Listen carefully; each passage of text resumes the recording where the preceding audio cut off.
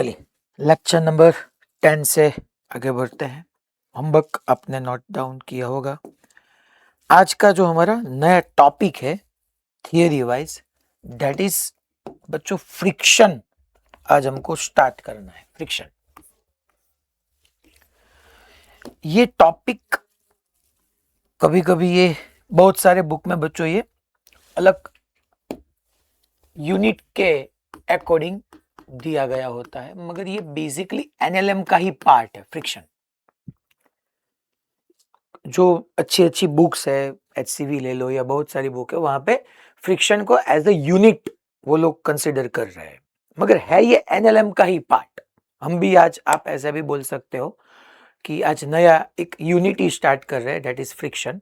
मगर फ्रिक्शन को अगर आप, मैं पहले 30-35 मिनट्स में जो डिस्क्राइब करूंगा वो अगर आप समझ गए तो समझ लेना कि रिमेनिंग पार्ट तो हमारा एनएलएम वाला ही है कि न्यूटन्स लॉ अप्लाई करना है, sigma F is equal to M A करना है, जिस डायरेक्शन में एक्सीलरेशन है उस डायरेक्शन के फोर्स में से ऑपोजिट डायरेक्शन के फोर्स को सब्ट्रैक्ट करना है। रिमेनिंग पार्ट सब वो ही है, मगर पहली जो 45 to 50 मिनट्स है वो क्रूशियल है, क्योंकि वहां पे फ्रिक्शन कौन सी डायरेक्शन में एग्जर्ट होगा, फ्रिक्शन क्या है, फ्रिक्शन का एग्जिस्टेंस क्यों है, वो सब हम डिस्कस करने वाले हैं।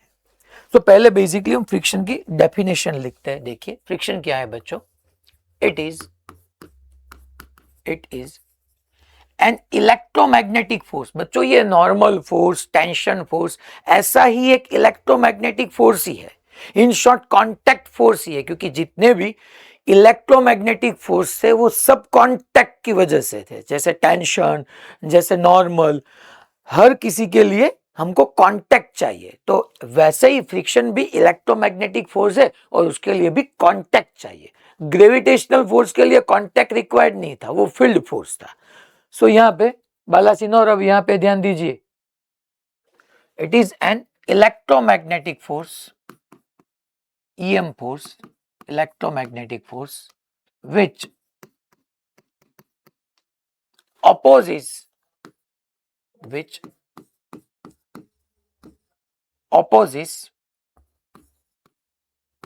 relative motion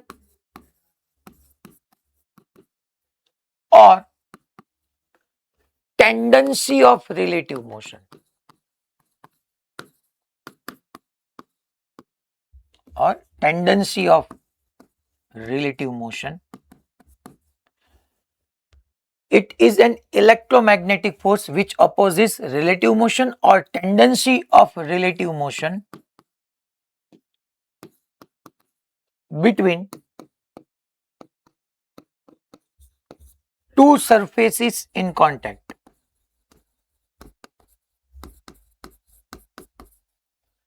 दो सरफेसेस है जो कांटेक्ट में है, उस दोनों के बीच का रिलेटिव मोशन या रिलेटिव मोशन की टेंडेंसी को जो कोई ओपोज करेगा तो उसको हम बच्चों फ्रिक्शन बोलने वाले हैं।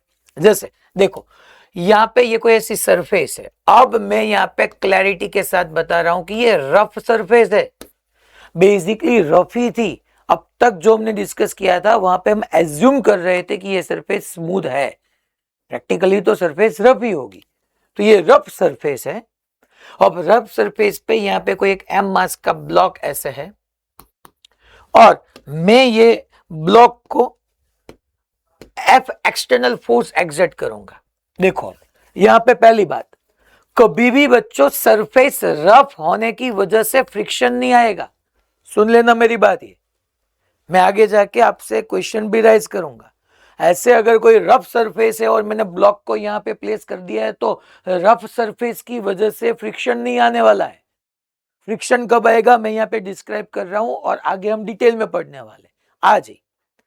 मगर मैं अगर इस पे एफ एक्सटर्नल फोर्स एक्सर्ट करूंगा तो यहां पे कोई ऐसा फैक्टर रोल प्ले करेगा कि जो मेरा एफ फोर्स है, एक्सटर्नल फोर्स है, उसका ओपोज करेगा। मैंने एफ फोर्स क्यों एक्सर्ट किया? क्योंकि मैं ये ब्लॉक को ग्राउंड के रिस्पेक्ट में मोशन में लाना चाहता हूं, दैट मींस रिलेटिव मोशन कराना चाहता हूं। ये ब्लॉक ग्राउंड की रिलेटिव मोशन करना चाहिए, इसलिए मैंने एफ फोर्स एक्सर्ट किया है। मगर वो रिलेटिव मोशन का ओपोज करे, रिलेटिव मोशन का ओपोज और रिलेटिव मोशन की टेंडेंसी का ओपोज। देखो पहले यहां पे अगर कोई लाइट वेट का बॉडी है, आप समझ लो एक बाइसिकल है, बाइसिकल पे हमने फोर्स एक्सर्ट किया, सरफेस रफ है, दोनों सरफेस रफ है। यहाँ पे ये जो ब्लॉक है, ये ब्लॉक का कॉन्टेक्ट सॉरी बॉटम, ये ब्लॉक का बॉटम और ग्राउंड दोनों रफ है बच्चों। तो मैंने फोर्स एक्सर्ट किया है, क्यों? क्योंकि मैं ब्लॉक का या बाइसिकल ले लो, उसका स्टेट ऑफ मोशन चेंज करना चाहता हूं और मैंने उस पर फोर्स एक्सर्ट किया, उसका स्टेट ऑफ मोशन चेंज हो गया, ये ब्लॉक अब ट्रैवल करने लगा। तब बच्चों ये ट्रैवल करने लगा v वेलोसिटी से, वो फॉरवर्ड मूव कर रहा है। ये दोनों सरफेस जो कांटेक्ट में है उसके बीच में रफनेस है, उसकी वजह से फ्रिक्शन होगा और वो फ्रिक्शन क्या करेगा, ये ब्लॉक की रिलेटिव वेलोसिटी का, रिलेटिव मोशन का ओपोज करेगा। दैट मीन्स कि ग्राउंड की रिस्पेक्ट में ब्लॉक आगे चल रहा है तो फ्रिक्शन एग्जर्ट होगा पीछे, मगर अभी फ्रिक्शन की डायरेक्शन दिमाग में नहीं फिट करनी है। अगर यहां पे ब्लॉक पे आप एक ट्रक एज्यूम करो और मैं ट्रक पे उतना ही फोर्स एक्सर्ट कर रहा हूं, क्यों? क्योंकि वो मैं ट्रक को मूवमेंट में लाना चाहता हूं, मगर वो ट्रक पे मैं फोर्स एक्सर्ट कर रहा हूं मगर वो ट्रक मूव नहीं कर रहा है, वो मोशन में नहीं आ रहा है। दैट मीन्स मैंने फोर्स एक्सर्ट किया फिर भी उसमें मूवमेंट नहीं हुआ, दैट मीन्स मेरा जो फोर्स है उसका ओपोज कर रहा है। That is called relative motion की tendency, tendency of relative motion. मैं ग्राउंड की रिस्पेक्ट में ब्लॉक को या ट्रक को मूव कराना चाहता हूं, मेरी कोशिश है। टेंडेंसी का मीनिंग है कोशिश, मैं कोशिश कर रहा हूं कि यह ब्लॉक मूव कर जाए, ट्रक मूव कर जाए, मगर मेरे एक्सटर्नल फोर्स एग्जर्ट करने के बावजूद वो ट्रक वो ब्लॉक नहीं मूव हो रहा है। दैट मीन्स मेरी कोशिश कामयाब नहीं हो रही है। तो कोई ना कोई ऐसा फैक्टर है जो मेरी कोशिश का, मेरी टेंडेंसी का, रिलेटिव मोशन की टेंडेंसी का ओपोज कर रहा है। अगर ब्लॉक मूव कर रहा है तो उसका रिलेटिव मोशन का ओपोज होगा। सुनना मेरी बात, अगर कोई ब्लॉक यूनिफॉर्म वेलोसिटी के साथ, फिर से सुनना, कोई ब्लॉक कोई ऑब्जेक्ट यूनिफॉर्म वेलोसिटी से ट्रैवल कर रहा है और सरफेस रफ है तो उसका रिलेटिव मोशन का ओपोज होगा, वो फ्रिक्शन है। मगर कोई ऑब्जेक्ट स्टेशनरी है और आप उस पर फोर्स एक्सर्ट कर रहे हो, क्यों? क्योंकि आप वहां पे रिलेटिव मोशन कराने की एफर्ट, कोशिश कर रहे हो, मगर वो कोशिश का भी ओपोज हो सकता है, इसको भी आप फ्रिक्शन बोलोगे। तो जब बॉडी स्टेशनरी है, ये रेस्ट पे है बच्चों और सरफेस रफ है, तब आप फोर्स एक्सर्ट करोगे तो आपकी कोशिश का ओपोज होगा, रिलेटिव मोशन की टेंडेंसी का ओपोज होगा। और जब ये ब्लॉक मूव कर रहा है तब रफनेस की वजह से रिलेटिव मोशन का ओपोज होगा। बालासिनोर फर्स्ट बैच अनम्यूट कीजिए। तो यहां पे दो बात है, जब ब्लॉक स्टेशनरी होगा, जब ब्लॉक स्टेशनरी होगा तो क्या होगा कि कोशिश, आप फोर्स एक्सर्ट कर रहे हो क्योंकि आप ब्लॉक को मूव कराना चाहते हो, तो आपकी कोशिश का ओपोज होगा। और जब ब्लॉक यूनिफॉर्म वेलोसिटी से ट्रैवल कर रहा है तो रिलेटिव मोशन का ओपोज होगा। दोनों को हम फ्रिक्शन बोलने वाले हैं।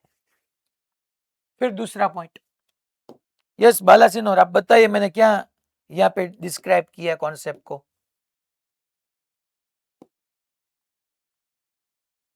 अभी सेकंड पॉइंट, चलिए अनम्यूट कीजिए।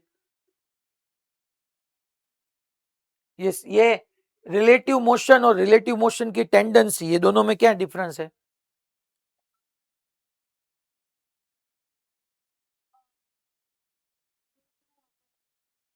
क्या? ओके, सो फ्रिक्शन को किसका अपोज करेगा, रिलेटिव मोशन का या रिलेटिव मोशन की टेंडेंसी का?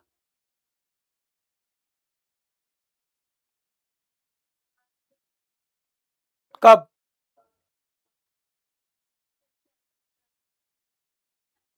दोनों में डिफरेंस है या नहीं है, रिलेटिव मोशन और रिलेटिव मोशन की टेंडेंसी का?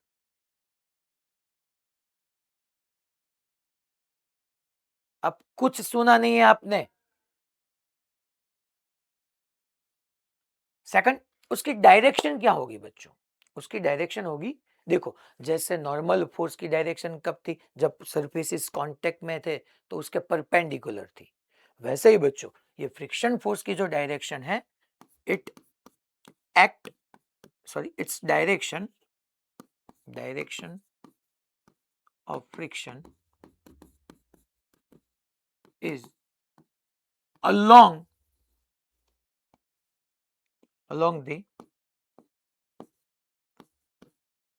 surfaces in contact, along the direction of friction force या friction is along the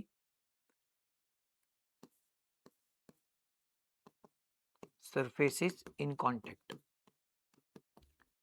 आप along भी बोल सकते हो बच्चों, या आप टेंजेंशियल भी बोल सकते हो, टेंजेंशियल भी बोल सकते हो। ऐसे यहाँ पे ये मैं आगे आपको और डिस्क्राइब करूंगा कि रिलेटिव मोशन जब बॉडी स्टेशनरी होगी तब रिलेटिव मोशन नहीं, रिलेटिव मोशन की टेंडेंसी का अपोज होगा, और जब बॉडी मूव कर रही होगी तब रिलेटिव मोशन का अपोज होगा। दोनों केस में ऐसे फ्रिक्शन आपको मिलेगा। अब बच्चों हम टाइप्स ऑफ फ्रिक्शन देखते हैं। Types of friction, type of friction, पहला जो है बच्चों that is dry friction. First is dry friction.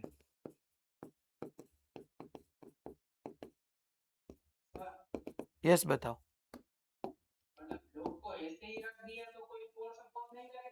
नहीं नहीं नहीं, यस यस वही मैंने बताया ना कि ऐसे ही रफ सरफेस है और मैंने एम मास का ब्लॉक यहाँ पे रखा हुआ है तो कोई फोर्स नहीं है, फ्रिक्शन फोर्स है ही नहीं। हाँ एम जी डाउनवर्ड होगा, उसकी वजह से नॉर्मल होगा, वो सब होगा, मगर नेट फोर्स जीरो होगा। सिर्फ रफ सरफेस होने की वजह से फ्रिक्शन नहीं होगा। रफ सरफेस के साथ जब आप एक्सटर्नल फोर्स एक्सर्ट करोगे, दैट मीन्स बॉडी स्टेशनरी है और उसको आप उसका स्टेट ऑफ मोशन चेंज करने के लिए फोर्स एक्सर्ट करोगे, उस टाइम आपको वहां पे फ्रिक्शन फोर्स मिलेगा। ओके फिर भी आगे मैं अभी और डिस्क्राइब कर रहा हूं, don't worry about it. Dry friction, it is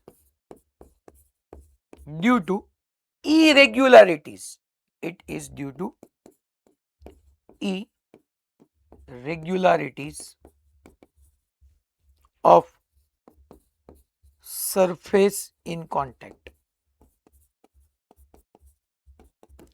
dry friction है ना बच्चों, जो दो सरफेसेस एक दूसरे के साथ कांटेक्ट में है, कांटेक्ट में है,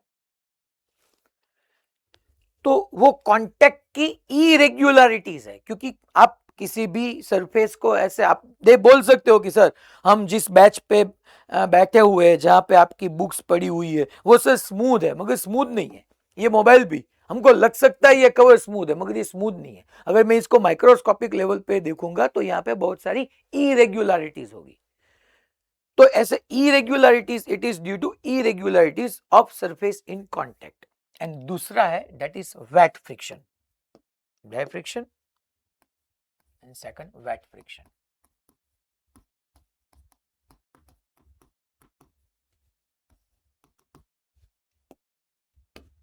Wet friction, it is due to continuous collision, it is due to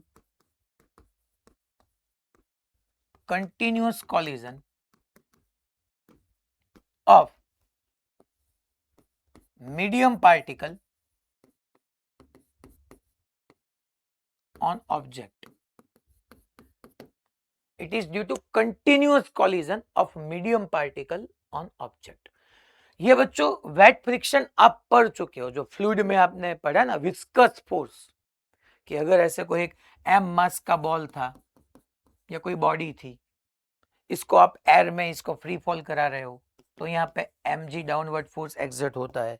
फिर जो एयर पार्टिकल्स होते हैं उसके अराउंड ऐसे एयर पार्टिकल्स, तो एयर पार्टिकल्स के साथ ये देखो ये एम मास का ब्लॉक डाउनवर्ड ट्रेवल कर रहा है, तो ये एयर पार्टिकल्स उसके रिलेटिव मोशन का अपोज करेगा और यहाँ पे ऐसे विस्कस फोर्स आपको मिलेगा, that is 6 pi eta R we.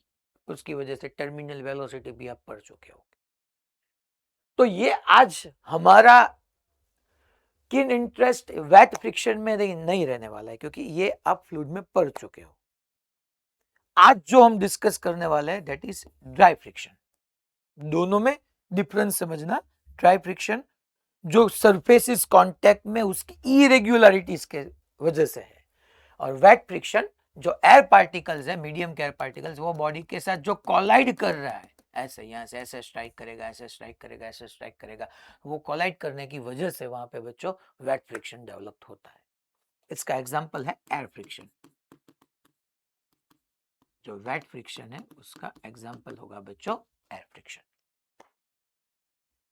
चलिए अब हम ड्राई फ्रिक्शन स्टार्ट करते हैं, क्योंकि आज हमारा इंटरेस्ट ड्राई फ्रिक्शन में डिस्कस करने का है। तो यहां पे मैं हेडिंग दे रहा हूं ड्राई फ्रिक्शन।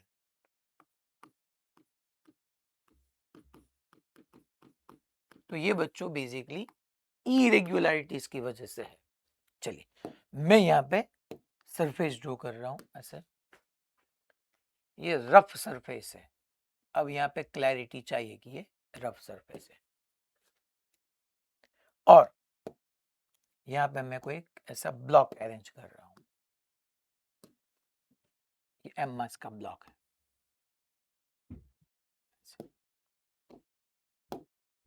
और यहाँ पे mg डाउनवर्ड होगा बच्चों। ये पहले से मैं बोल रहा हूं कि ये जो सरफेस है आपकी, ये रफ सरफेस है, रफ। एम मास का ब्लॉक है, तो ब्लॉक को अर्थ अपनी ओर पुल कर रही है mg की वजह से, तो mg बच्चों डाउनवर्ड है। ये mg की वजह से ब्लॉक ग्राउंड को पुश करेगा, ग्राउंड बच्चों ब्लॉक को पुश करेगा, ऐसे नॉर्मल नॉर्मल। ठीक है, अब सुनना मेरी बात। मैं बोल रहा हूं ये ब्लॉक रेस्ट पे है और एक्सटर्नल फोर्स नहीं है, तो ये सिर्फ सरफेस रफ होने की वजह से यहां पे फ्रिक्शन नहीं है। फ्रिक्शन नहीं है, सरफेस रफ बोलो तो फ्रिक्शन नहीं होगा। मगर मैं इसको एफ फोर्स एक्सर्ट करूं राइटवर्ड, तो डायरेक्टली फ्रिक्शन अब आएगा। क्यों? क्योंकि बच्चों मैंने फोर्स एक्सर्ट किया, मैं ब्लॉक को ग्राउंड की रिस्पेक्ट में मूव कराना चाहता हूं।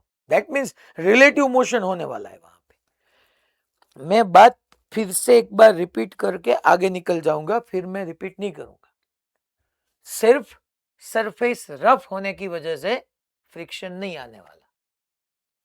मैंने ब्लॉक पे जब एफ फोर्स एक्सर्ट किया, तब पहले क्या हुआ, ब्लॉक चलने नहीं लगेगा। इनिशियली ब्लॉक मेरा एक्सटर्नल फोर्स है उसका ओपोज करेगा। मैंने फोर्स एक्सर्ट किया, क्यों? क्योंकि मैं इसका स्टेट ऑफ मोशन चेंज करना चाहता हूं, मैं यहाँ पे रिलेटिव मोशन कराना चाहता हूं। तो यहाँ पे ये जो सरफेस है ना, इरेग्युलरिटीज, ये इरेग्युलरिटीज की वजह से ये ब्लॉक आगे नहीं चलेगा। दैट मीन्स मेरा एक्सटर्नल फोर्स का ओपोज होगा। तो पहले बच्चों मेरी रिलेटिव मोशन की टेंडेंसी, मेरी कोशिश जो है, मेरी कोशिश है कि ये ब्लॉक चल जाए, तो पहले मेरी कोशिश का ओपोज होगा। मगर एक बार ये ब्लॉक ट्रैवल कर गया, ये यूनिफॉर्म वेलोसिटी से चलने लगा, तब रिलेटिव मोशन का ओपोज होगा। तब ब्लॉक के रिस्पेक्ट में ये, सॉरी ग्राउंड की रिस्पेक्ट में ये ब्लॉक आगे चल रहा है, तो उसका ओपोज होगा। दो बातें क्लियर होनी चाहिए, कम से कम मैंने 5 टाइम्स बताया है कि what is the difference between relative motion and tendency of relative motion. जब बॉडी स्टेशनरी होगा तब टेंडेंसी ऑफ रिलेटिव मोशन का ओपोज होगा, और जब बॉडी ट्रैवल कर रहा होगा तब रिलेटिव मोशन का ओपोज होगा। ये दोनों बात क्लियर होनी चाहिए, क्योंकि वहां पे दो डिफरेंट टाइप के फ्रिक्शन है, स्टैटिक एंड काइनेटिक। तो स्टैटिक कब? जब स्टेशनरी है, और जब बॉडी स्टेशनरी है, वो चल नहीं रहा है, आप एफ फोर्स एक्सर्ट कर रहे हो, तो वहां पे बच्चों रिलेटिव मोशन का तो ओपोज हो ही नहीं सकता। आपको भी समझ में आना चाहिए कि सर ने बताया है कि it is an electromagnetic force which opposes relative motion. अगर बॉडी स्टेशनरी है तो रिलेटिव मोशन है ही नहीं, तो उसका कैसे अपोज होगा? दैट मीन्स यहां पे बात हो रही है tendency of relative motion. That means कोशिश का अपोज हो रहा है। ओके, मगर उसके पीछे का रीजन क्या है सर? इसके पीछे का रीजन है ये पार्ट। अगर ये पार्ट को हम माइक्रोस्कोपिक लेवल पे देखें तो बच्चों यहां पे आपको रफनेस दिखाई देगी, इरेग्युलरिटीज दिखाई देगी। अब ये इरेग्युलरिटीज कैसे, जैसे मैंने बताया कि मुझे तो ये लग रहा है कि ये भी स्मूथ है, मगर ये स्मूथ नहीं है। बेसिकली यहाँ पे इरेग्युलरिटीज होगी। आप भी देखो, अगर अच्छी कंपनी का शूज आपको लेना है तो वहां पे उसकी प्राइस डिपेंड करेगी कि उसमें वो कुशन कैसा यूज हुआ है। दैट मीन्स वो आर्च फिट है या नहीं है। अभी वो स्केचर्स का यस, तो स्केचर्स का है तो उसमें आर्च फिट है या नहीं है। फिर रिबॉक का ले लो आप, किसी भी, तो वहां पे उसकी ग्रिप भी रोल प्ले करती है कि ग्रिप कैसी है। तो अगर आपका जो शूज है उसका बॉटम फ्लैट हो जाए तो वहां पे इरेग्युलरिटीज रहेगी नहीं, फिर आप स्लिप कर जाओगे। तो यहाँ पे इरेग्युलरिटीज मैटर कर रही है, ये रफनेस है। तो रफ की वजह से मैं यहाँ पे ऐसे, देखो ये आपको जो स्ट्रेट दिख रही है ना, बेसिकली ग्राउंड कुछ ऐसा है।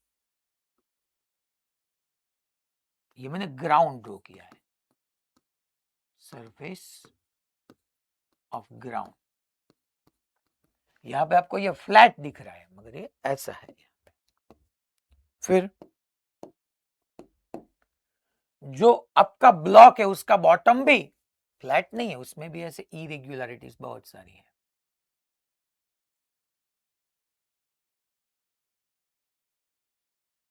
ऐसे it is the bottom of object, body.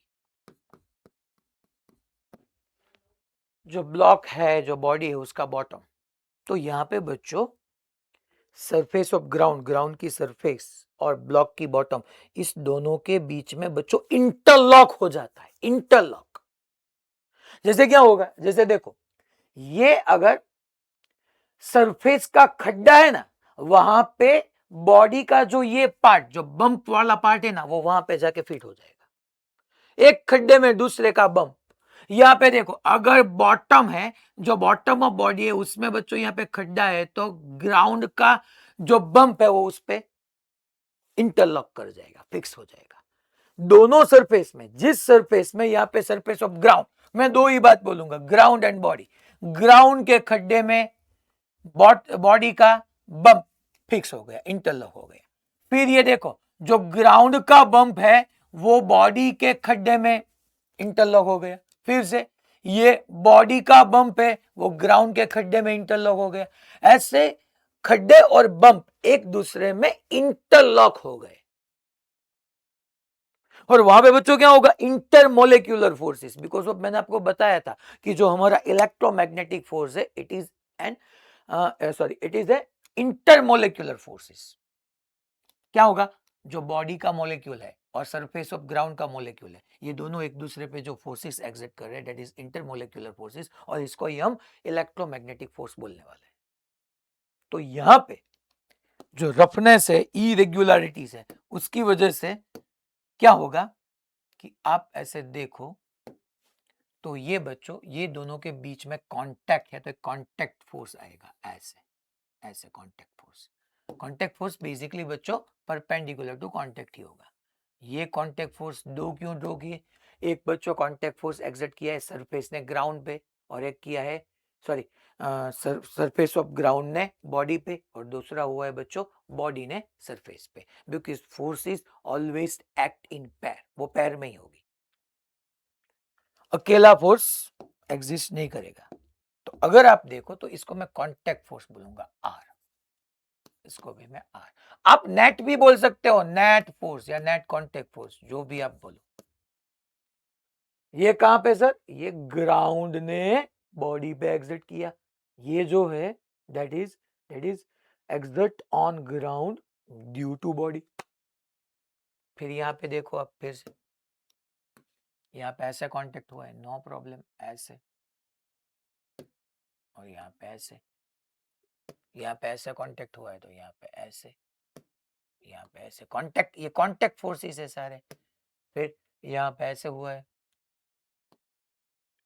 ऐसे, ये ऐसे, फिर यहाँ पे ऐसे कांटेक्ट हुआ है तो यहाँ पे ऐसे ऐसे, ये सारे कांटेक्ट फोर्सेस है। यहाँ पे इंटरलॉक हो गया बच्चों, दोनों सरफेस के बीच लॉक हो गया, एक दूसरे के खड्डे में एक दूसरे का बम जाके फिक्स हो गया, इंटरलॉक। यहाँ पे जो हुआ वो इंटरलॉक हो गया।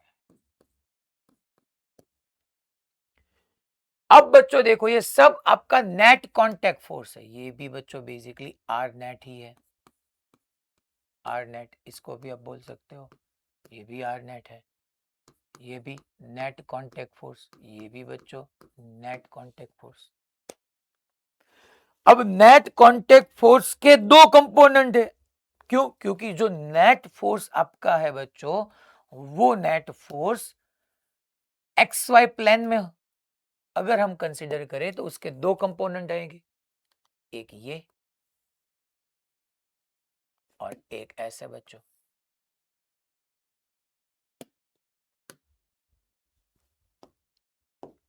ऐसे आपके पास दो कंपोनेंट मिलने वाले हैं, एक ये एक ये। यहां पे भी ऐसे दो कंपोनेंट आने वाले हैं, एक ऐसे एक ऐसे। ये तो बच्चों वाई में ही है, यहाँ पे दो कंपोनेंट आएंगे, एक ये एक ये। ओके, यहाँ पे भी दो कंपोनेंट आने वाले, एक ये एक ये। अब यहाँ पे अगर हम देखें तो जो बच्चों जो वर्टिकल कंपोनेंट है ना, वर्टिकल, उसको हम बोलने वाले हैं नॉर्मल। ये भी आपका नॉर्मल, ये तो आर नेट अपर ही है तो ये बेसिकली नॉर्मल ही हुआ, ये नॉर्मल, ये नॉर्मल बच्चों। और नॉर्मल को आपको मालूम है वेट बैलेंस कर रहा है, तो वर्टिकली तो सब कुछ बैलेंस हो रहा है।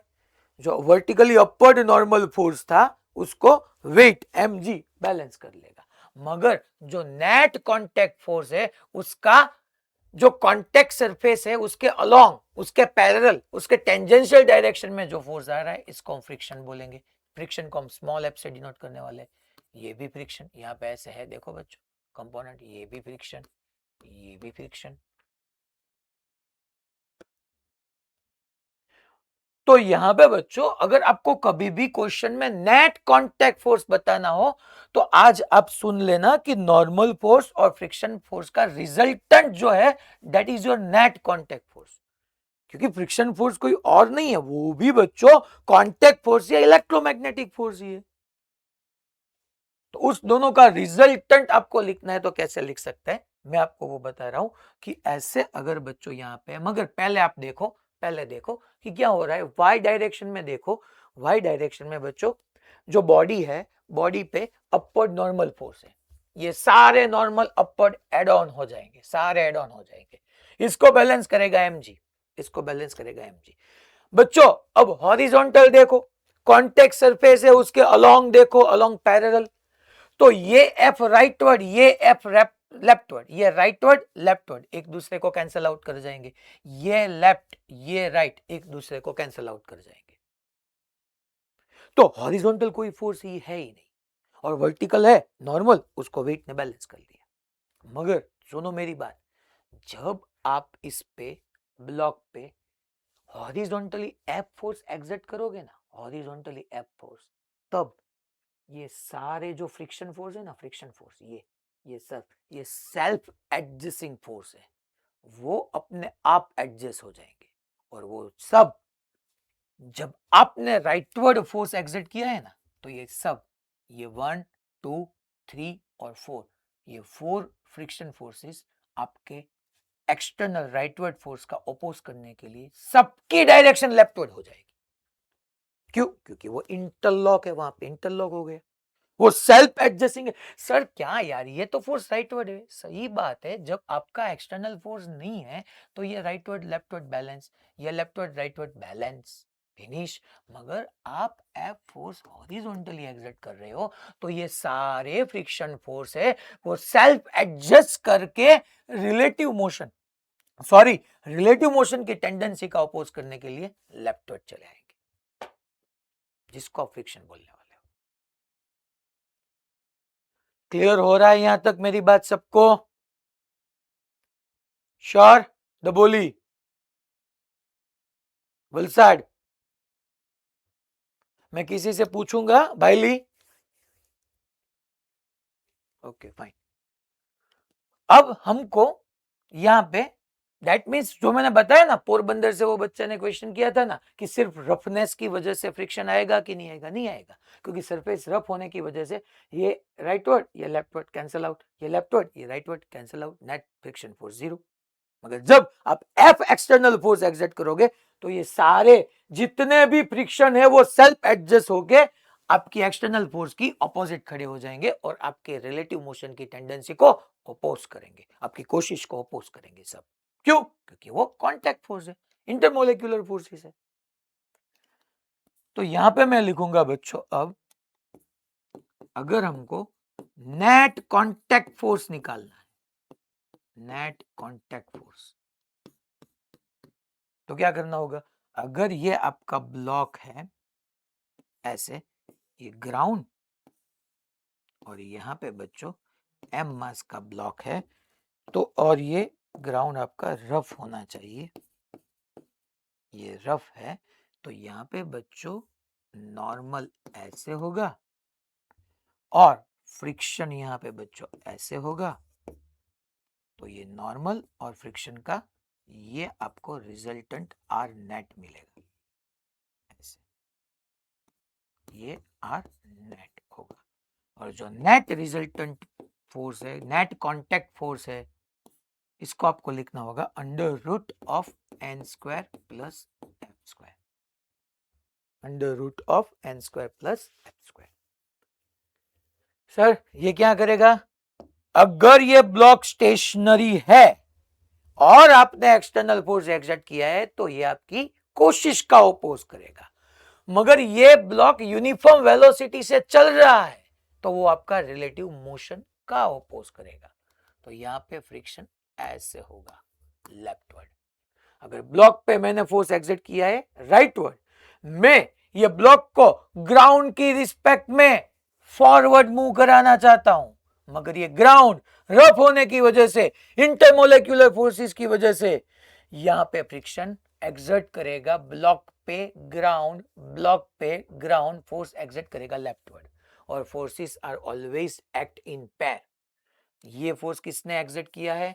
एग्जर्ट ऑन, यहां पे होगा बच्चों फोर्स जो है that is exert on block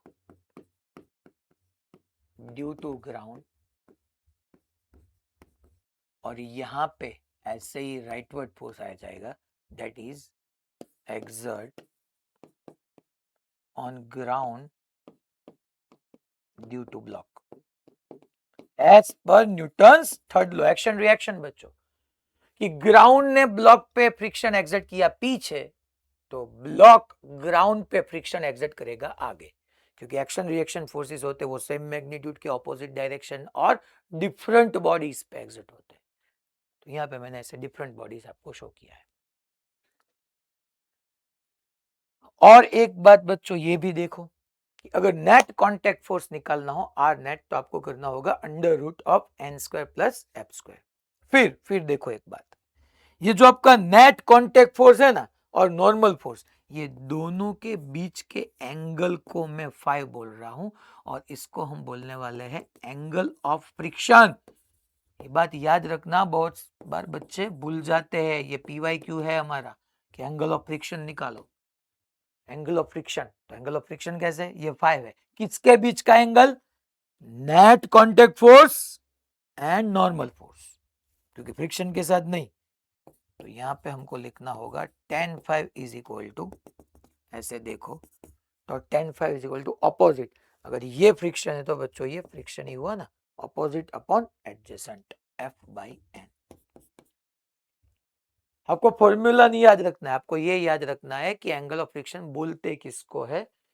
जो नेट कांटेक्ट फोर्स और नॉर्मल फोर्स के बीच का एंगल जो है वो हमारा बच्चों एंगल ऑफ फ्रिक्शन है। ये बात आप बच्चों ग्राउंड के लिए भी बोल सकते हो, ये ग्राउंड है ऐसे, तो ग्राउंड पे क्या होगा? देखो यहाँ पे ये ग्राउंड पे डाउनवर्ड नॉर्मल फोर्स है, फिर से मैं ये शो कर रहा हूं कि ग्राउंड पे नॉर्मल फोर्स डाउनवर्ड है, देखो आप। फिर ग्राउंड पे फ्रिक्शन देखो, जब ब्लॉक आगे मूव करेगा तब ग्राउंड या रफ सरफेस ब्लॉक पे लेफ्ट साइड फ्रिक्शन एग्जर्ट कर रहा है बाय एक्शन रिएक्शन रो या by law of Newton's third law. हमने बताया है कि अगर एफ यहाँ पे लेफ्टवर्ड लगा है, किसने एग्जर्ट किया है? सरफेस ने ब्लॉक पे, तो ब्लॉक सरफेस पे राइटवर्ड। ऐसे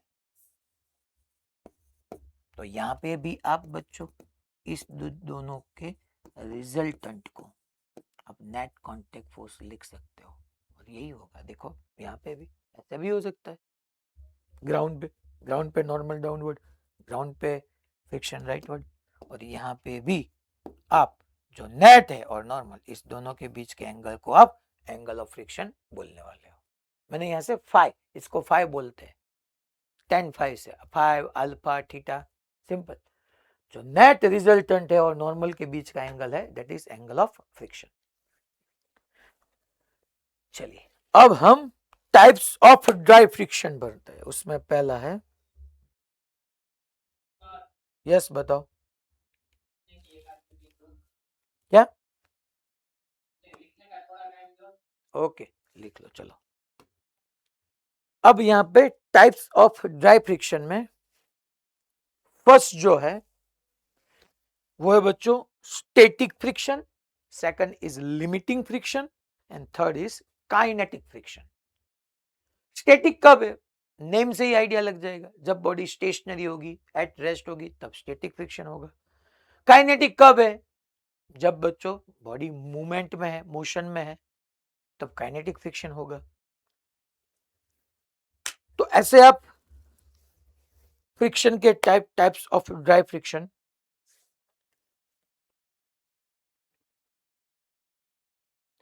यहां तक सबको क्लियर ना? पक्का श्योर? अहमदाबाद ओके, फिर Bhuj okay, Valsad okay, Modasa okay fine, Surat Palanpur okay, monarch okay done. चलो अब हम आगे बढ़ते हैं। कंप्लीट ना भाई Porbandar? Okay, types of dry friction.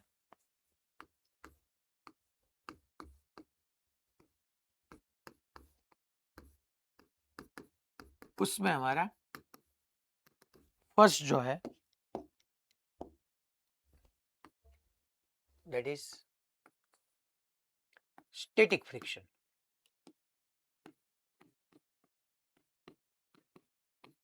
ये बच्चों थोड़ा लंबा टॉपिक है, सो आज मैं स्टैटिक फ्रिक्शन के बारे में सिर्फ आपको इंफॉर्मेशन बताऊंगा। आज मैं ये पढ़ाने वाला नहीं हूं क्योंकि हमारा 4 डेज का वैकेशन आ रहा है ना, तो इसलिए इसमें कुछ हमारी कंटिन्यूटी ब्रेक हो रही है। तो आज मैं काइनेटिक फ्रिक्शन पढ़ाने वाला हूँ क्योंकि वो छोटा टॉपिक है, वो आज के लेक्चर में हम अंडरस्टैंडिंग के लेवल पे उसको खत्म कर सकते हैं। सो स्टैटिक फ्रिक्शन ये कब एग्जिट करेगा, ये एक्ट करेगा?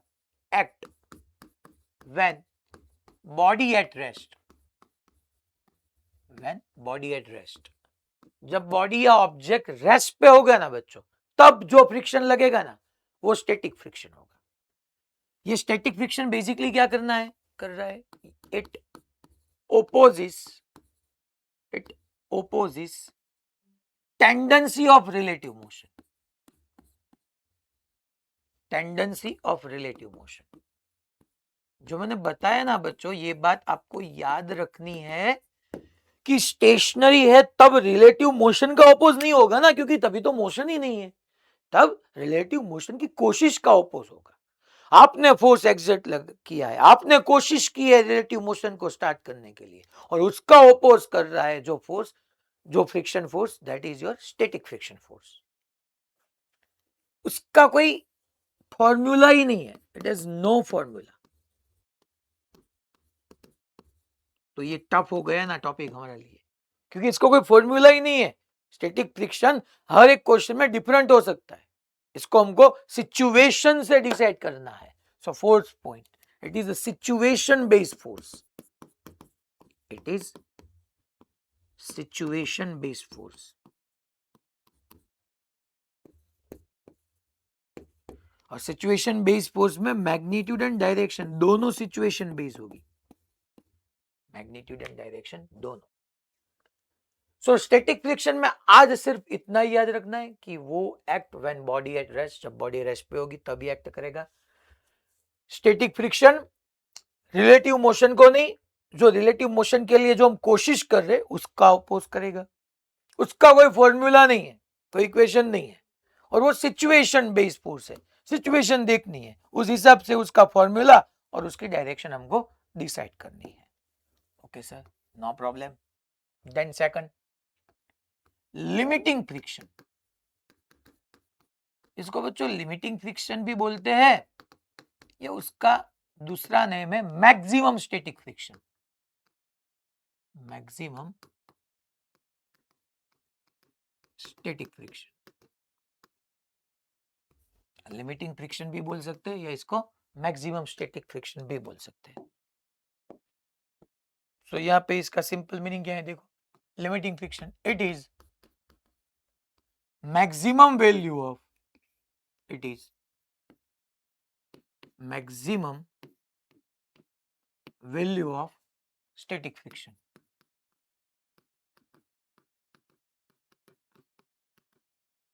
जो स्टैटिक फ्रिक्शन है उसकी मैक्सिमम वैल्यू को हम बच्चों लिमिटिंग फ्रिक्शन बोलने वाले हैं. जो मैक्सिमम स्टैटिक है सर वो क्या है, वो हम इसके साथ ही पढ़ने वाले हैं. स्टैटिक जब मैं पढ़ाऊंगा तो अपने आप आपको फील भी आ जाएगा कि सर ये स्टैटिक फ्रिक्शन मैक्सिमम कैसे होगा, और जो स्टैटिक फ्रिक्शन मैक्सिमम हुआ है उसको ही हम लिमिटिंग फ्रिक्शन बोलने वाले, वही लिमिटिंग फ्रिक्शन है.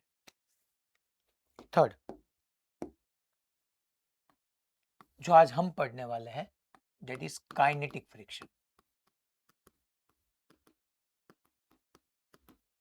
काइनेटिक फ्रिक्शन, ये it act when body is in motion. तो फर्स्ट थिंग यही होगी बच्चों काइनेटिक फ्रिक्शन में, act when body is in motion. इसका बच्चों फॉर्मूला भी है और डायरेक्शन भी है. इसके बारे में हमको आज पढ़ना है, तो इसका फॉर्मूला भी है, डायरेक्शन भी. Kinetic friction, act when body is in motion. चलिए, तो इसकी डायरेक्शन क्या होगी बच्चों. चलिए पहले डायरेक्शन के बारे में बात करें. देखना ये इंपॉर्टेंट है. डायरेक्शन कहां पे होगी काइनेटिक फ्रिक्शन की. It is in the opposite direction of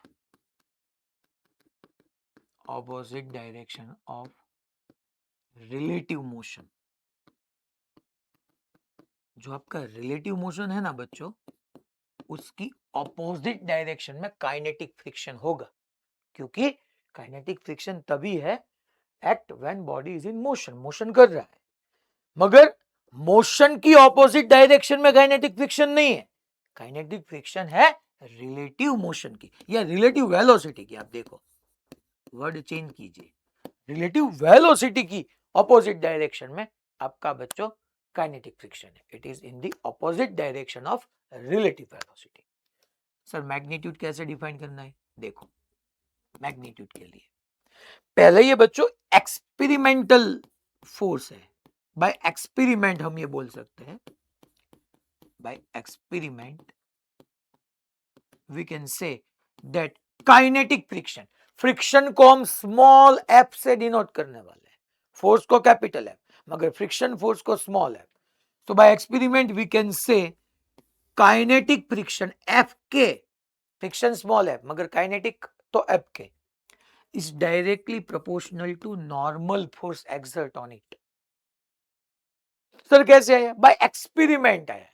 इसके पीछे कोई प्रूफ नहीं है, कोई डेरिवेशन नहीं है, एक्सपेरिमेंट से कि भाई काइनेटिक फ्रिक्शन है वो नॉर्मल फोर्स के डायरेक्टली प्रोपोर्शनल है. If we remove this proportionality तो आपके पास एक कांस्टेंट आएगा जिसको म्यू के बोलने वाले हैं. तो आपके पास बच्चों फॉर्मूला बन के रेडी हो गया.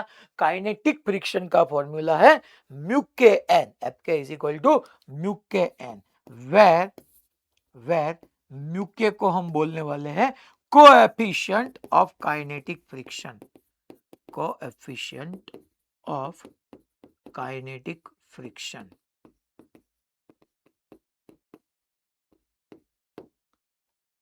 इट डिपेंड्स ऑन, म्यू के लिए इट डिपेंड्स ऑन नेचर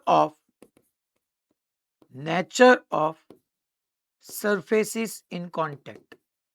जो भी सरफेसिस कांटेक्ट में है उसके नेचर पे म्यू के डिपेंड करेगा। म्यू के, ये थियोरेटिकल क्वेश्चन हो सकता है, म्यू के it depends on nature of surfaces in contact. दूसरी बात यहां से, दूसरी बात दैट ये जो है, अगर सरफेस रफ ज्यादा होगी, सॉरी रफनेस ऑफ सरफेसेस अगर ज्यादा है तो आपका म्यू के भी ज्यादा होगा। स्मूथ सरफेसेस के लिए आपका म्यू के 0 है। जनरली म्यू के 0 और ग्रेटर देन 0 होगा। 0 कब होगा? म्यू के 0 कब होगा? जब स्मूथ सरफेस होगी, वरना उससे ज्यादा ही होगा। सो म्यू के 0 बोला है तो हमको वहां पे उस सरफेस को स्मूथ कंसीडर करना है।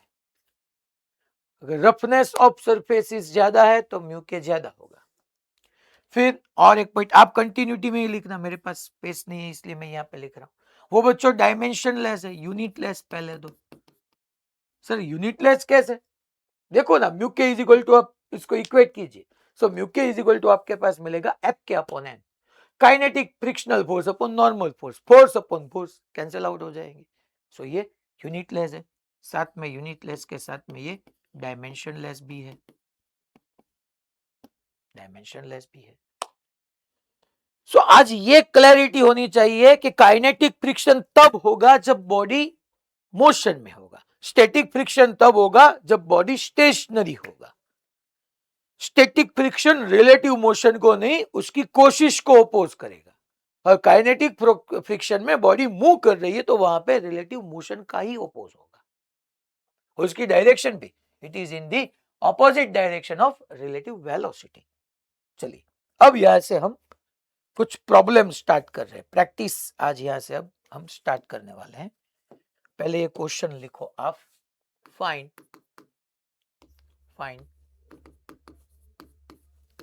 Direction of kinetic friction. पहला जो मेरा क्वेश्चन है उसमें बच्चों सिर्फ और सिर्फ काइनेटिक फ्रिक्शन की डायरेक्शन ही डिसाइड करनी है। उसका फॉर्मूला बहुत इजी है, F K is equal to mu K N, finish.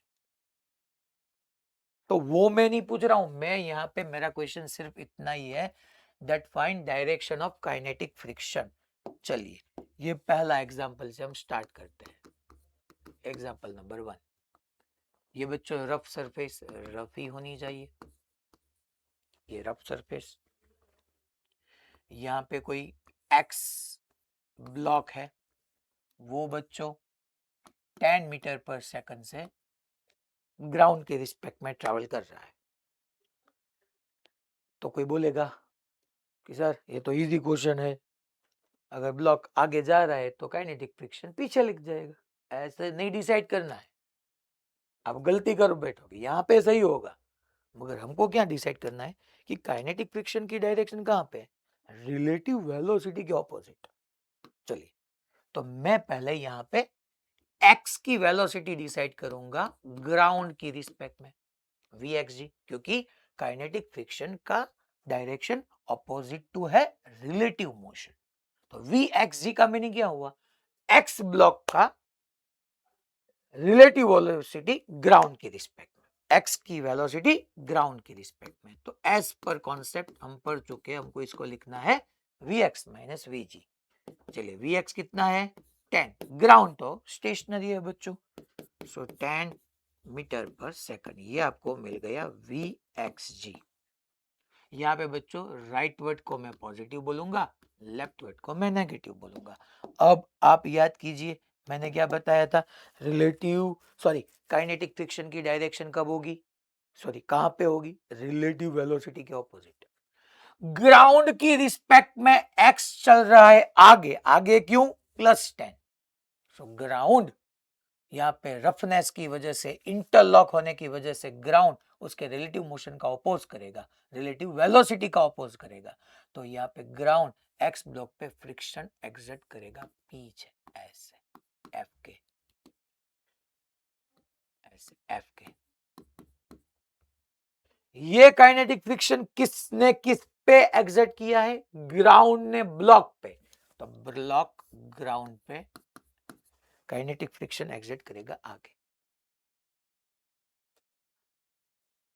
मैं फिर से आपको बता रहा हूं, यहाँ पे ये लॉजिक यूज नहीं करना है कि ब्लॉक आगे चल रहा है तो काइनेटिक फ्रिक्शन पीछे, ऐसे नहीं है।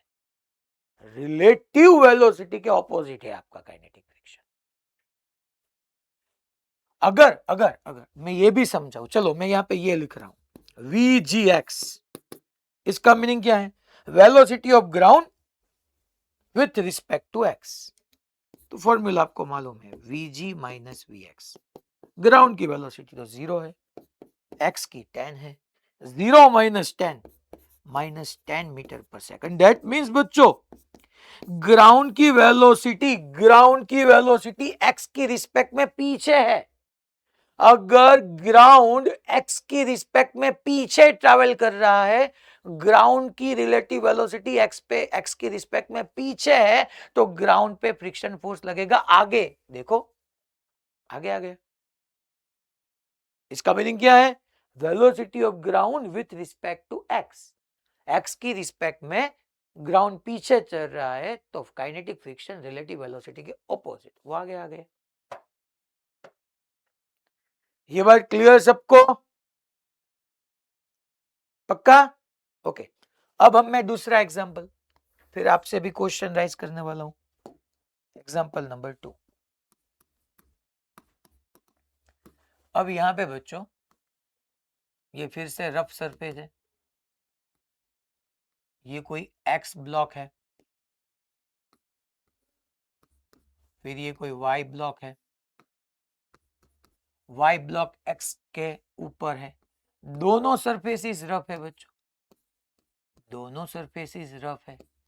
ये वाई ट्रैवल कर रहा है 10 मीटर पर सेकंड से, एक्स ट्रैवल कर रहा है 5 मीटर पर सेकंड से।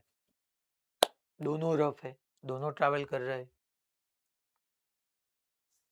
चलिए अब देखते हैं हमको क्या डिसाइड करनी है, काइनेटिक फ्रिक्शन की डायरेक्शन। सर क्या यार आप देर कर रहे हो, ये आगे चल रहा है पीछे, ऐसे नहीं करना है, वही मैं आपको डिस्कस कर रहा हूं। तो यहाँ पे मेरे को क्या करना होगा, पहले देखो, पहले कौन सब्जेक्ट कांटेक्ट में, वाई और एक्स। तो पहले हमको वाई पे फ्रिक्शन एक्सर्ट करेगा एक्स। तो आपको देखना है कि जहां से हम ऑब्जर्वेशन ले रहे हैं वहां पे रिलेटिव वेलोसिटी डिसाइड करनी है। जैसे x से हम देख रहे हैं कि x y पे किस डायरेक्शन में काइनेटिक फ्रिक्शन लगाएगा, उसके लिए हमको y की वेलोसिटी x के रिस्पेक्ट में डिसाइड करनी है। जैसे यहां पे हम x पे काइनेटिक फ्रिक्शन किस डायरेक्शन में एक्सर्ट होगा वो डिसाइड करने के लिए ग्राउंड पे खड़े थे, तो ग्राउंड की रिस्पेक्ट में हमने x की वेलोसिटी डिफाइन की।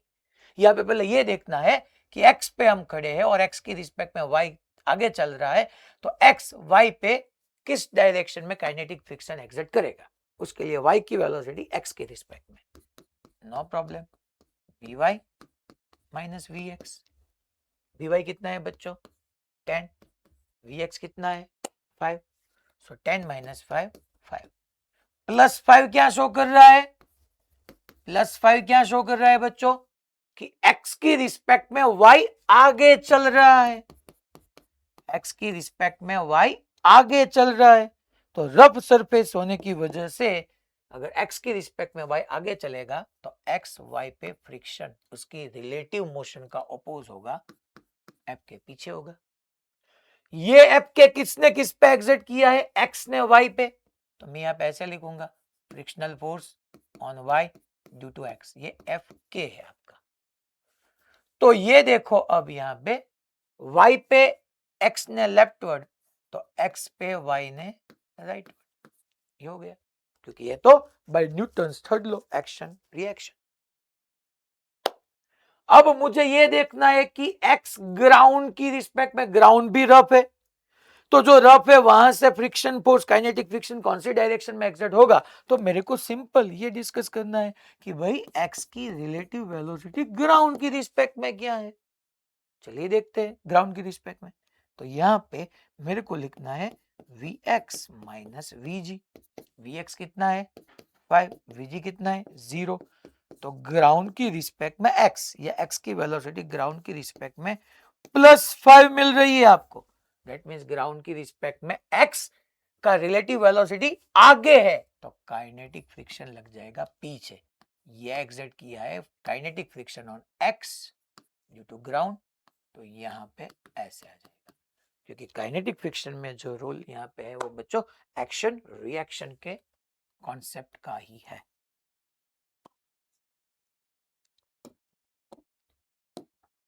ये क्लियर सबको यहां तक? श्योर? Okay fine.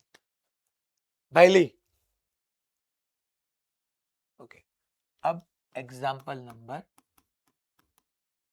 3 आप देखो। एग्जाम्पल नंबर 3, इसमें मैं यहाँ पे ये सरफेस है आपकी, ऐसे ये सरफेस, यहाँ पे बच्चों कोई एक्स ब्लॉक और टप करूंगा, वाई ब्लॉक और टप करूंगा,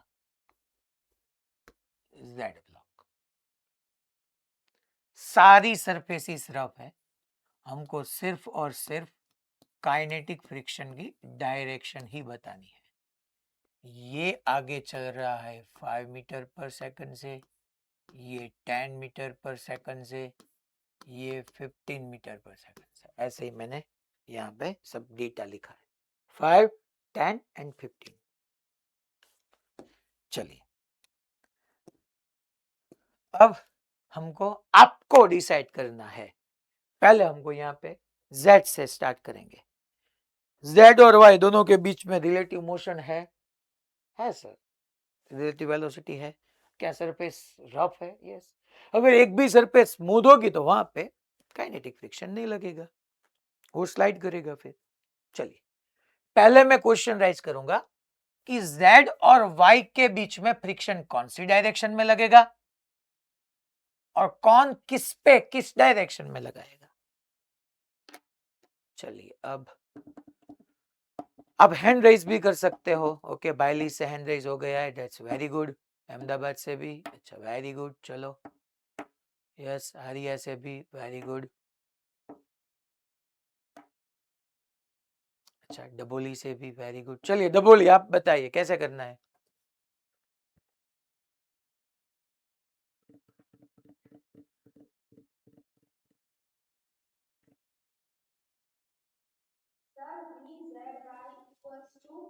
okay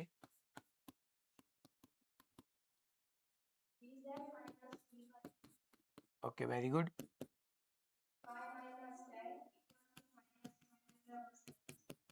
okay very good. That means z कहां पे चलेगा y की रिस्पेक्ट में, तो काइनेटिक फ्रिक्शन कौन सी डायरेक्शन में होगा, कौन किस पे एग्जर्ट करेगा। Very good man, super.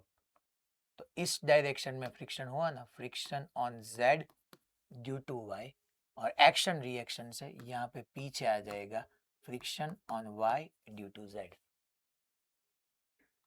अगर आपने सिर्फ ऐसा ही सोचा है कि आगे चल रहा है तो काइनेटिक फ्रिक्शन पीछे, तो गलत हो गई बात। समझ रहे हो ना, ये z block 5 metre per second से आगे चल रहा है, तो हमको ऐसे नहीं सोचना है कि ये इस पे फ्रिक्शन पीछे है, वेलोसिटी के ऑपोजिट डायरेक्शन। जामनगर आ रही है लास्ट 2 बैच,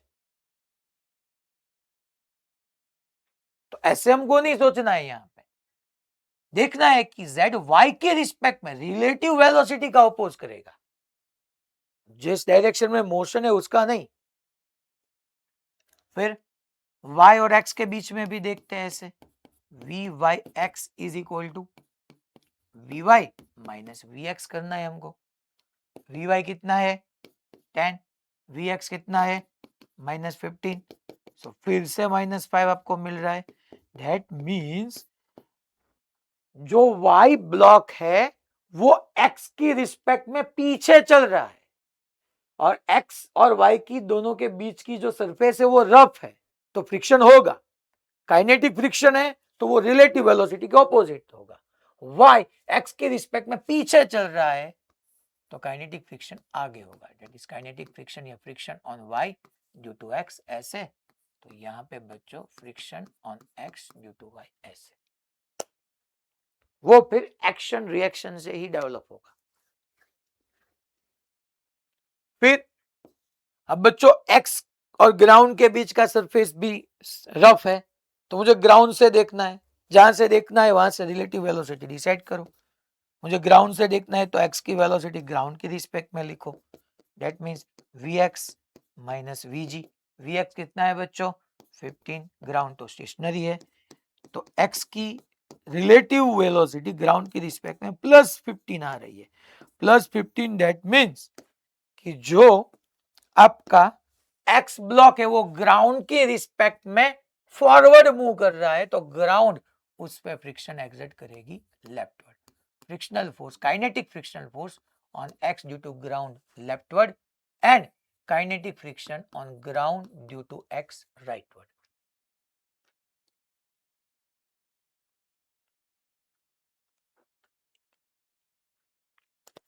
क्लियर सबको? तो यहां पे जो हमारा ये कॉमन क्वेश्चन था, find direction of kinetic friction, ये बात खत्म हो गई कि काइनेटिक फ्रिक्शन की डायरेक्शन कैसे हम डिसाइड करते हैं। अब उसके मैग्नीट्यूड के अकॉर्डिंग हम प्रॉब्लम स्टार्ट करते हैं। आपको उसका फॉर्मूला मालूम है, F K is equal to mu के इंटू एन। अब हम कुछ केसेस डिस्कस करते हैं। देखिए, अभी तक जो हमारी सरफेस स्मूथ थी अब वो रफ में कन्वर्ट हो गई है, प्रैक्टिकली भी रफ ही होगी। चलिए, अब मैं एग्जाम्पल ही सिर्फ बोल रहा हूं, अब एग्जाम्पल का नंबर यहाँ पे खत्म हो गया क्योंकि वो क्वेश्चन ही खत्म हो गया। ऐसे बच्चों आपके पास कोई सरफेस है, ऐसे हॉरिजॉन्टल सरफेस रफ है, ये हॉरिजॉन्टल सरफेस है और रफ है ऐसे। यहाँ पे उस पे कोई ऐसा कोई एक ब्लॉक है, ऐसे कोई ब्लॉक है। ये ब्लॉक का जो मास है वो m मास का कोई ब्लॉक है ऐसे। ये इसकी इनिशियल वेलोसिटी v0 है बच्चों, इनिशियल v0 इनिशियल वेलोसिटी से ट्रैवल कर रहा है। ये सरफेस बेसिकली रफ है, रफ, और रफ सरफेस है, ये ट्रैवल कर रहा है तो यहाँ पे काइनेटिक फ्रिक्शन ही होगा। अगर कोई बॉडी रफ सरफेस पे चल रही है तो सोचना नहीं है, वो काइनेटिक फ्रिक्शन ही है, और वहां पे रिलेटिव मोशन का ही ओपोज होगा, उसकी टेंडेंसी का नहीं। यहां से लेके ये अगर चलेगा तो ये कुछ डिस्टेंस ट्रैवल करने के बाद रुक जाएगा। क्यों? क्योंकि आप देख लो, ग्राउंड के रिस्पेक्ट में वेलोसिटी, रिलेटिव वेलोसिटी निकालोगे तो राइटवर्ड आएगी, तो इस पे काइनेटिक फ्रिक्शन लगेगा लेफ्टवर्ड।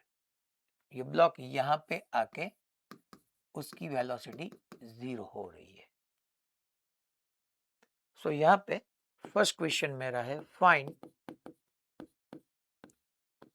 Acceleration of block. पहले तो यहाँ पे एक्सेलरेशन आ ही नहीं सकता क्योंकि वेलोसिटी तो कम हुई है, तो रिटार्डेशन है बेसिकली।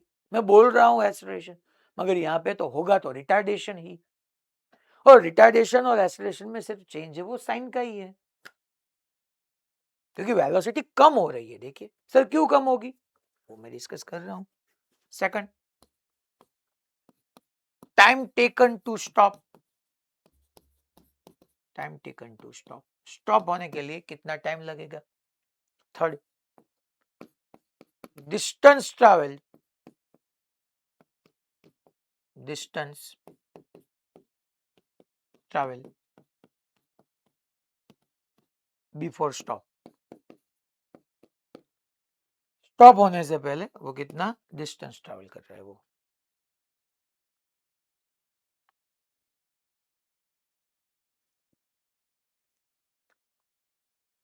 चलिए अब मैं यहाँ पे इसकी एफबीडी ड्रॉ कर रहा हूँ। बेसिकली एफबीडी ड्रॉ करने की कोई रिक्वायरमेंट नहीं है, मगर ऐसा क्वेश्चन हम पहली बार कर रहे हैं इसलिए मैं बता रहा हूँ। यहाँ पे बच्चों ये आपको म्यू के गिवन है, इस सरफेस के बारे में ऐसे बताया गया है कि इसका kinetic coefficient of kinetic friction mu के है, ये बताया गया है। ठीक है, अब देखो फर्स्ट के लिए मुझे एक्सेलरेशन फाइंड करना के है, इसलिए मैं यहाँ पे देखो बच्चों ये m मास का ब्लॉक है, ये mg जो है वो डाउनवर्ड है। नॉर्मल बच्चों ऐसे अपवर्ड होगा, हाँ सर होगा अपवर्ड, mg डाउनवर्ड होगा, नॉर्मल अपवर्ड होगा। मगर जो यहाँ पे फ्रिक्शन फोर्स है वो तो बच्चों आप देख रहे हो कि वो x में है, और x का फोर्स y में कुछ चेंज नहीं ला सकता, और y में तो अपने आप बैलेंस भी है। y डायरेक्शन में देखो ये इक्विलिब्रियम में ही है, तो n is equal to mg इन y डायरेक्शन हम लिख सकते हैं n is equal to mg। Okay finish. चलिए अब सरफेस रफ है और रिलेटिव वेलोसिटी है, इट मींस काइनेटिक फ्रिक्शन लगेगा। अब आपको देखना है ऐसे यहाँ पे साइड में देख लो, velocity of block with respect to ground, that means VB minus VG, ये v0, ग्राउंड की वेलोसिटी 0, तो ब्लॉक की ग्राउंड की रिस्पेक्ट में वेलोसिटी राइटवर्ड है, तो उसका जो ओपोज होगा बच्चों वो लेफ्टवर्ड होगा, दैट मींस काइनेटिक फ्रिक्शन यहाँ पे F के लेफ्टवर्ड लगेगा। और काइनेटिक फ्रिक्शन का मैग्नीट्यूड क्या है, म्यू के n है। ओके, F के ऐसे पीछे लगेगा। तो बच्चों देखो यहाँ पे x डायरेक्शन में, अब मैं यहाँ पे बता रहा हूं इन x डायरेक्शन, क्या x डायरेक्शन में कोई फोर्स है, हाँ है ना, काइनेटिक फ्रिक्शन फोर्स है। सर एक्सटर्नल फोर्स तो नहीं है, नहीं है, वही मैं बता रहा हूं, सिर्फ आपके ब्लॉक के पास राइटवर्ड सिर्फ यूनिफॉर्म वेलोसिटी है v0, वो इनिशियली v0 है, फिर तो वो कम होगी, तो मैं यूनिफॉर्म नहीं बोल सकता। F के लेफ्टवर्ड है, तो x डायरेक्शन में क्या हमको लिखना है, simple sigma F is equal to ma, no problem. Sigma F में भी फोर्स है F के, वो लेफ्टवर्ड है, तो यहाँ पे पहले से आप माइनस F के लिख सकते हो, मगर मुझे मालूम है कि एक्सेलरेशन का मीनिंग यहाँ पे रिटार्डेशन का मैग्नीट्यूड ही है, तो F K is equal to mass into acceleration. F के का फॉर्मूला क्या है बच्चों, mu K n is equal to ma, n की जगह आप क्या पुट कर सकते हो, mg, so mu K n की जगह mg is equal to ma, mm cancel out, तो आपका एक्सेलरेशन हो गया म्यू के जी।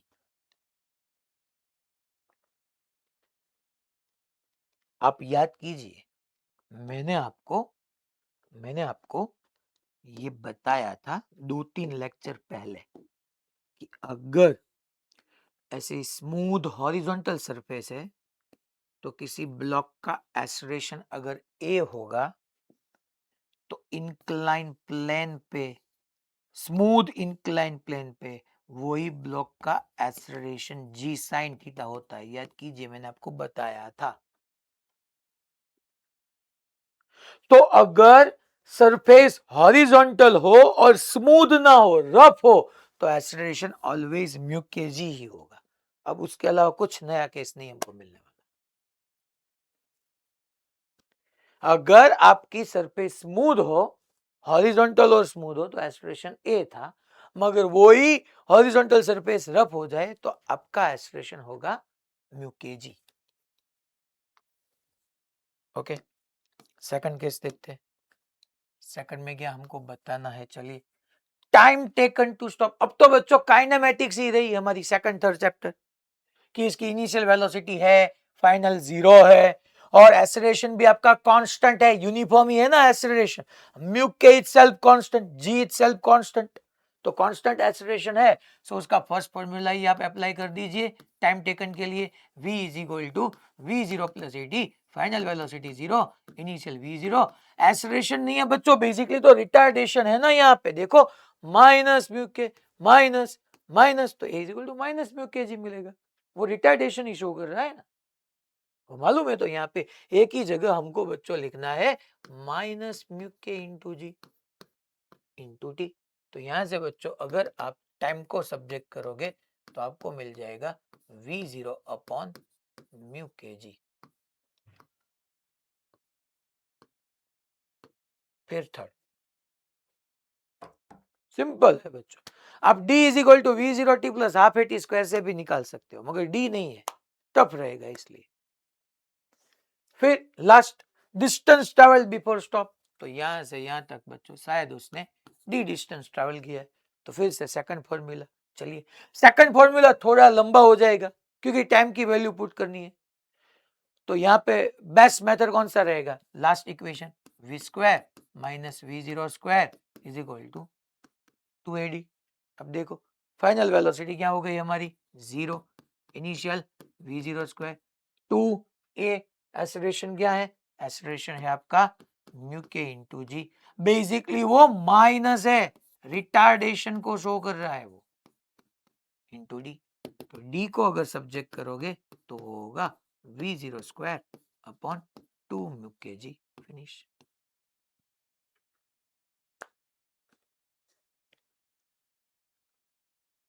यहाँ पे बहुत सारे बच्चों ऐसे एक थंब रूल बना लेते हैं कि n इज इक्वल टू हमको mg ही लिखना है।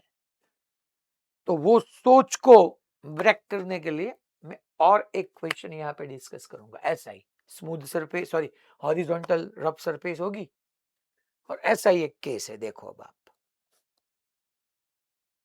तो हमको क्या करना है, एक्सेलरेशन कैसे निकालना है, ये क्लियर सबको, श्योर? मोडासा, मोडासा सेंटर में कोई सुपरवाइजर है कि नहीं है? है ऋत्विक सर, देखना कोई सुपरवाइजर है ही नहीं, क्योंकि वो फर्स्ट बैच पे ब्लैक शर्ट वाला है ना, वो कुछ बात कर रहा था पीछे। अगर सुपरवाइजर, तो आपने देखा वो, हाँ वो ब्लैक कलर का शर्ट वाला है ना, फर्स्ट बैच पे ही है, लेफ्ट साइड पे। हाँ, वो कुछ डिस्कस, जो अभी वो हंस रहा है, इसको लगेगा इतनी दूर से क्या करेगा। चलिए ऐसा ही एक क्वेश्चन हम डिस्कस करते हैं। फिर से बच्चों ऐसे कोई स्मूथ नहीं, रफ सरफेस है। अब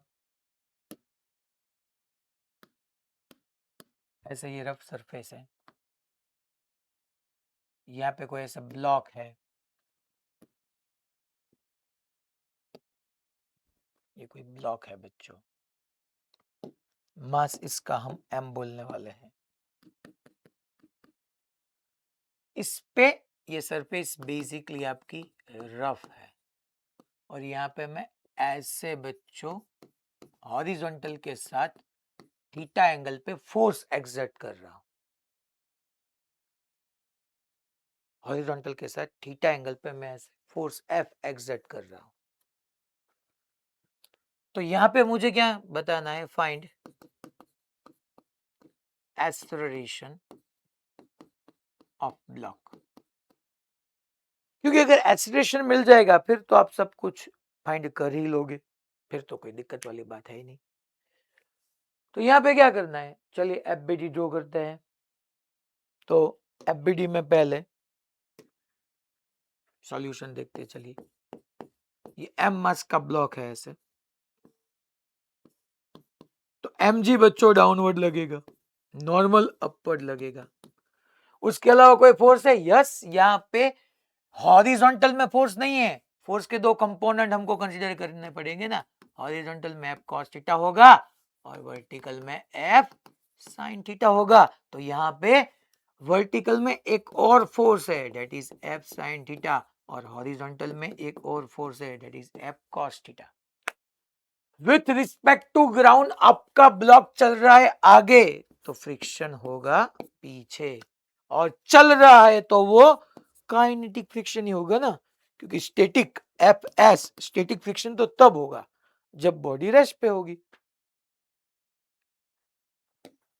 यहां पे तो ये बॉडी चल रही है, तो डेफिनेटली काइनेटिक फ्रिक्शन ही होगा एफ के।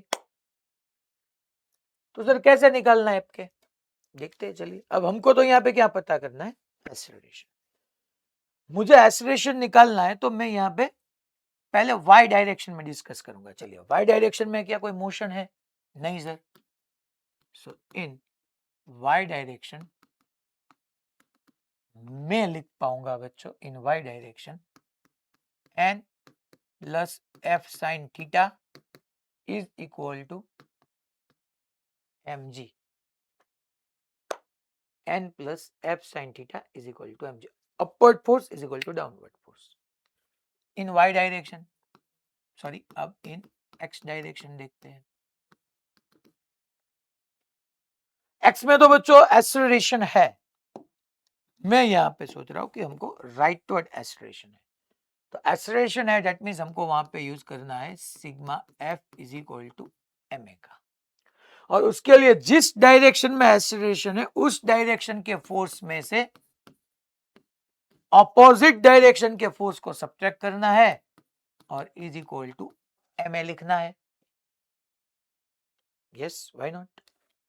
यहां पे बच्चों f cos theta minus F K क्या है, F K is equal to mu K N, और n is equal to always mg नहीं होगा ना।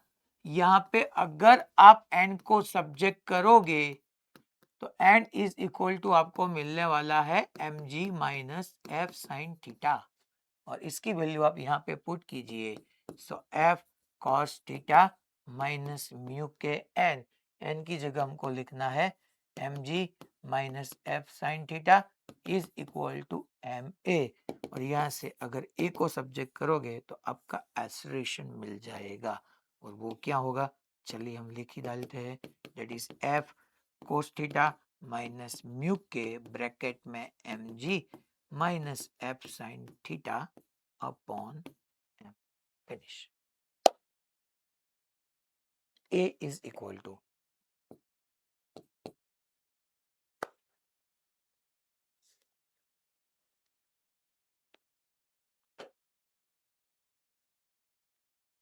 ठीक है। तो ऐसा नहीं है कि n is equal to M G लेना है, हमको देखना है y डायरेक्शन में। पहले यहाँ पे y डायरेक्शन में n भी था, एफ साइन थीटा था, नेगेटिव y में mg था, तो हमने बैलेंस कर दिया n plus F sine theta is equal to mg, that's it.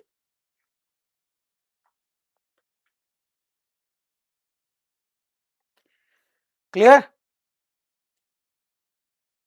Okay fine.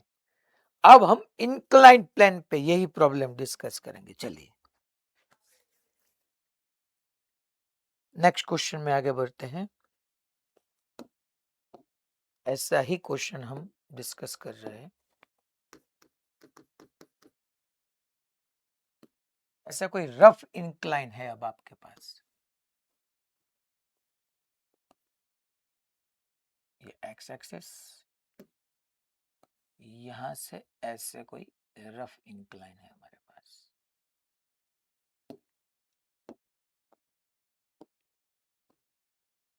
ये एंगल थीटा है, यहाँ पे कोई एम मास का ऐसे ब्लॉक को है,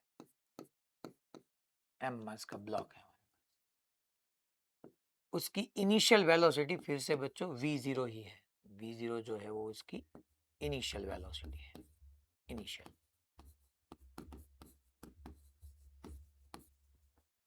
वो ऐसे यहाँ से ट्रेवल करेगा करेगा करेगा और यहाँ पे जाके वो उसकी वेलोसिटी 0 होने वाली है। सर वो कैसे, वो मैं आपको समझाऊंगा कि उसकी वेलोसिटी कम क्यों होगी। वो कम इसलिए होगी क्योंकि उस पे उसकी वेलोसिटी के ऑपोजिट डायरेक्शन में बच्चों कुछ ना कुछ फोर्सेस लगने वाले हैं, वो रिटार्डेड मोशन करने वाला है। Question, first question, find acceleration of block. Second, find time of ascent. ऊपर जाने के लिए कितना टाइम लगेगा, time of accent. Third, find distance travelled distance travelled by block. Fourth, find height of block. जब ब्लॉक यहाँ पे पहुंच जाएगा तो उसकी ग्राउंड से हाइट कितनी होगी, सब हमको फाइंड करना है. चलिए सॉल्यूशन देखते हैं. पहले बच्चों ये इसके अलावा जो इसका नेक्स्ट क्वेश्चन होगा यहां से हम रिलीज कराने वाले हैं. फिर वहां पे मैं टाइम ऑफ डिसेंट बताऊंगा, फिर से डिस्टेंस ट्रेवल, फिर से फाइनल वेलोसिटी, वही होगा. यहाँ पे सर ये आपने कैसे बताया कि इसकी फाइनल वेलोसिटी 0 हो गई, ये समझने के लिए आप यहाँ पे देखो. ये m मास का ऐसे कोई ब्लॉक है, ये m मास का ब्लॉक. आपको मालूम ही है कि mg डाउनवर्ड होगा. इसके दो कंपोनेंट आने वाले हैं. ये कंपोनेंट जो होगा वो mg cos थीटा होगा और यहां पे जो होगा वो बच्चों mg sin थीटा होगा. यहां पे ऐसे नॉर्मल होगा. मैंने बताया था कि अब हमको इंक्लाइन प्लेन के अलोंग जो डायरेक्शन है ना उसको एक्स ट्रीट करना है और इंक्लाइन प्लेन के जो परपेंडिकुलर है उसको हमको वाई ट्रीट करना है. सिंपल यार, वही बात, उसमें कुछ नया नहीं है. एक्स और वाई जिसको ट्रीट करते थे वो अब चेंज हो गया. इंक्लाइन प्लेन के अलोंग एक्स, उसके परपेंडिकुलर वाई. वाई डायरेक्शन में मैं यहां से डायरेक्ट लिख सकता हूं ना फर्स्ट एक्सेलरेशन निकालने के लिए, दैट इन वाई डायरेक्शन अगर आप देखो बच्चों तो वाई डायरेक्शन में क्या है, ये ऐसे मूव कर रहा है नहीं, ये डाउनवर्ड मूव कर रहा है नहीं.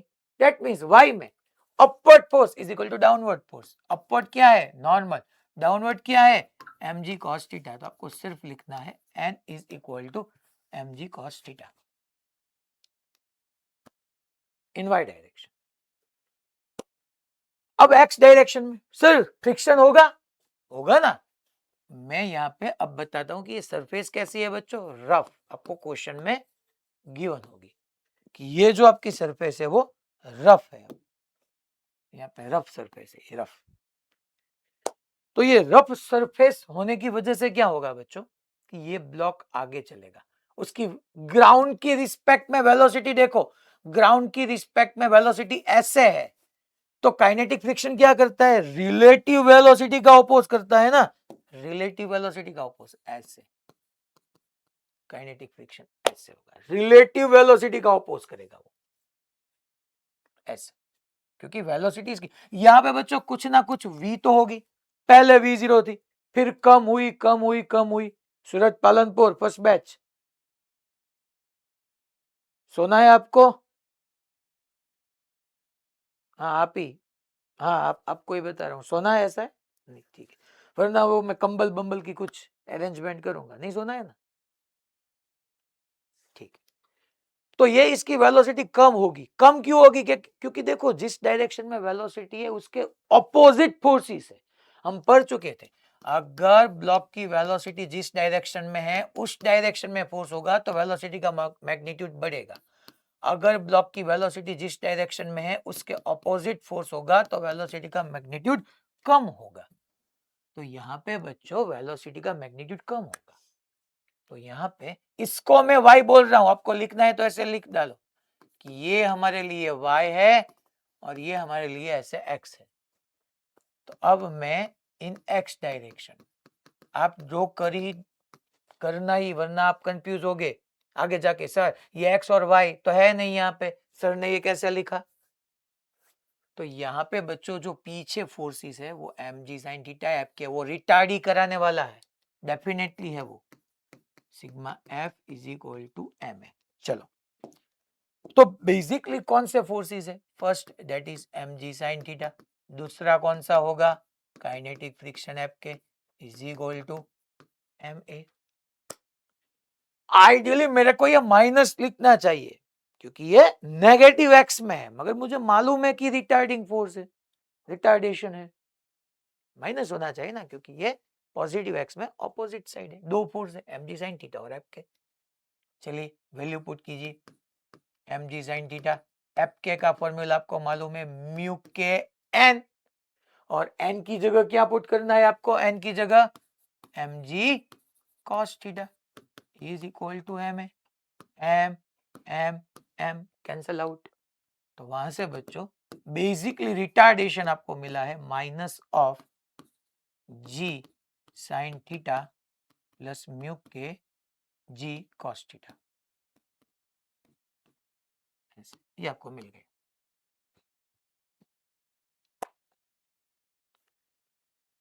सो अगर हॉरिजॉन्टल सरफेस हो और ब्लॉक स्मूथ हो तो उसका एस्टरेशन ए था, मगर हॉरिजॉन्टल सरफेस हो और वो रफ हो तो ब्लॉक का एस्टरेशन म्यू के जी होगा। अगर ऐसे इंक्लाइन प्लेन हो और सरफेस स्मूथ हो तो एस्टरेशन जी साइन थीटा था डाउनवर्ड, मगर यहाँ पे तो ब्लॉक अपर ट्रैवल कर रहा है तो यहाँ पे वो एस्टरेशन है जी sign theta plus mu K जी कॉस थीटा। ये दोनों बातें मैंने डाउनवर्ड मोशन के लिए बताई थी। तो ये केस और ये केस इसको हम इक्वेट नहीं करने वाले। इसको कब इक्वेट करूंगा, जब मैं इसका नेक्स्ट प्रॉब्लम डिस्कस करूंगा कि ये ब्लॉक को मैं अब टॉप पर से रिलीज करने वाला हूं, तो तब भी हम डिस्कस करने वाले।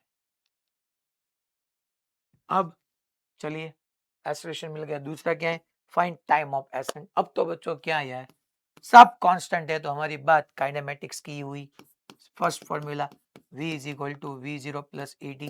चलिए फाइनल तो वेलोसिटी जीरो ही होने वाली है, इनिशियल v जीरो गिवन है, एस्टरेशन की जगह लिखो आप plus minus minus of g sine theta plus mu K ji cos theta into T.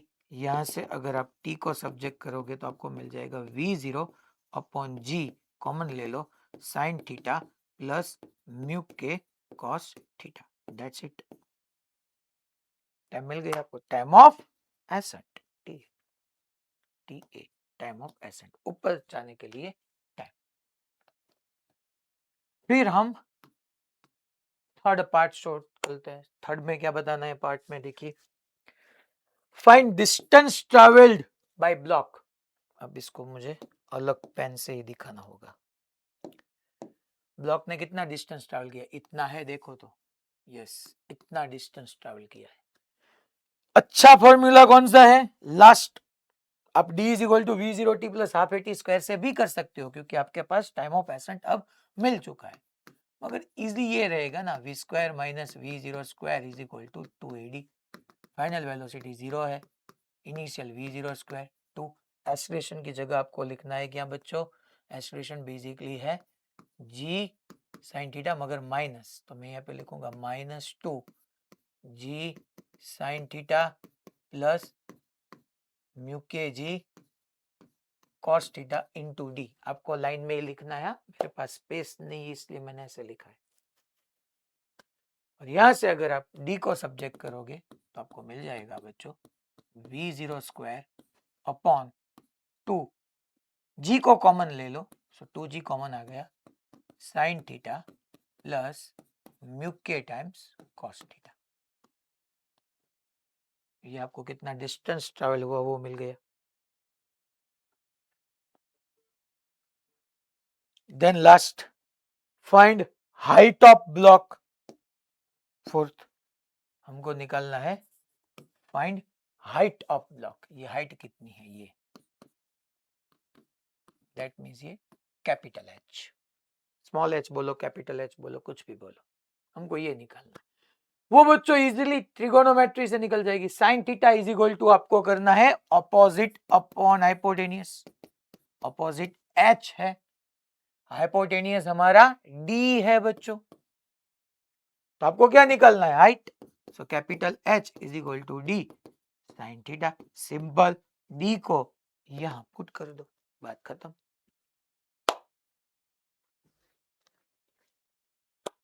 Clear, okay fine. Bhaili, Surat monarch, okay fine. Modasa, okay fine. वो मोडासा में कौन गया बाहर, हाँ, कोई है, सुपरवाइजर है?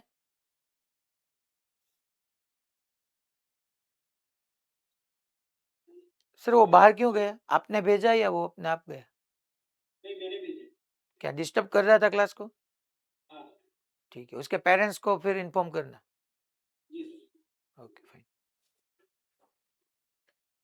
सो अगर हाइट आपको पता करनी है तो आप यूज कर सकते हो sine theta is equal to opposite upon hypotenuse.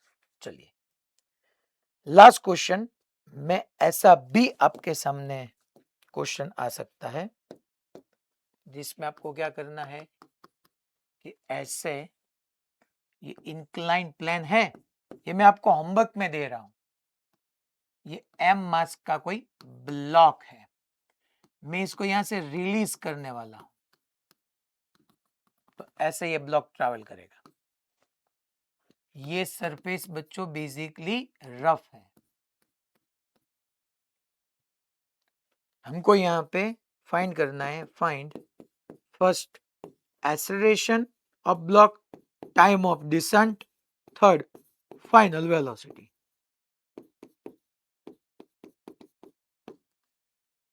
मगर यहां पे मुझे कंडीशन आपको बतानी होगी, वो क्वेश्चन में भी गिवन रहेगी, तभी ये क्वेश्चन आप कर पाओगे। और कंडीशन ये है बच्चों कि यहां पे मेरे को बोलना पड़ेगा कि tan theta is greater than mu के। ये क्वेश्चन का पार्ट है, ये सॉल्यूशन का पार्ट नहीं है। क्वेश्चन में गिवन होगा कि tan theta is greater than mu के। क्यों सर? देखो यहां पे ये जैसे ये ब्लॉक रिलीज करोगे तो ये आगे चलेगा, यहां पे जब ब्लॉक आएगा एम मास का, अब देखो फोर्सेस कौन से होंगे, यहां पे mg, इसका ये कंपोनेंट बच्चों mg साइन थीटा, ये कंपोनेंट हमने डिस्कस किया हुआ है कि mg cos थीटा होता है। अगर ग्राउंड की या इंक्लाइन प्लेन की सरफेस के रिस्पेक्ट में ब्लॉक डाउन साइड मूव कर रहा है तो काइनेटिक फ्रिक्शन अपवर्ड होगा ना। सर यहां पे ऐसा नहीं हो सकता क्या? सॉरी, नॉर्मल अपवर्ड है यहां पे। सर यहां पे ऐसा नहीं हो सकता क्या कि एफ के बड़ा हो और एम जी साइन थीटा छोटा हो सकता है, क्यों नहीं हो सकता है कि एफ के बड़ा हो और एम जी साइन थीटा छोटा हो, तब तो ये नीचे पहुंच ही नहीं पाएगा, ऐसा भी हो सकता है। मगर अगर इस डायरेक्शन में देखो आप तो एक फोर्स है एम जी साइन थीटा और दूसरा उसके ऑपोजिट है एफ के, अगर दोनों सेम हो गए तो ये ब्लॉक ना नीचे जाएगा ना ऊपर जाएगा, वहां पे ही रहेगा। मगर यहां पे तो मैं बोल रहा हूं कि एक्सेलरेशन चाहिए, टाइम ऑफ डिसेंट चाहिए, दैट मींस यहां से यहां तक पहुंच रहा है, that means mg sin theta बड़ा होना चाहिए fk से, तभी ये पॉसिबल है ना। और fk का फॉर्मूला आपको मालूम है, mu K N, so mg sin theta is greater than mu K N. और y डायरेक्शन में अगर आप बैलेंस देखो तो n को बैलेंस कर रहा है mg sin थीटा, तो यहां पे आ गया, sorry mg cos theta, n को बैलेंस कर रहा है mg cos theta, so mg cancel out, sin theta upon cos theta, tan theta is greater than mu के। कंडीशन मिल गई आपको? ये कंडीशन है तभी हम बोल सकते हैं कि ये ब्लॉक यहां से नीचे ट्रैवल करेगा, उसका एक्सेलरेशन मिलेगा। अब कैसे करना है? अब सिंपल, इस डायरेक्शन को बच्चों आप y बोलो, इसको आप x बोलो। अब ये x में भी आपको किसको पॉजिटिव x लिखना है किसको नेगेटिव, वो आप डिसाइड करो। मैं इसको पॉजिटिव x बोल रहा हूं, डाउन साइड ये पॉजिटिव x, ये पॉजिटिव y, y में तो बैलेंस है, x में आपको mg sin theta minus F K is equal to ma करना है, वहां से ये निकल जाएगा, v is equal to V zero plus A T करो, वहां से आपको टाइम ऑफ डिसेंट निकल जाएगा।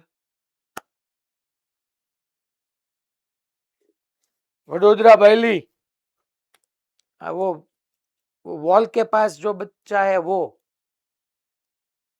हाँ वो क्या कर रहा है?